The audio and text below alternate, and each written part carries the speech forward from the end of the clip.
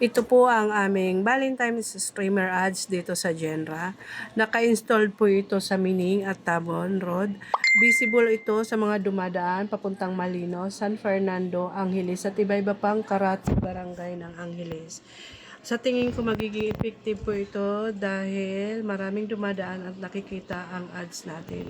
Hey, hey! Gusto mo ba na naiba? Transfer Genra, tara na, let's go! Your design, your style, kami nagagawa.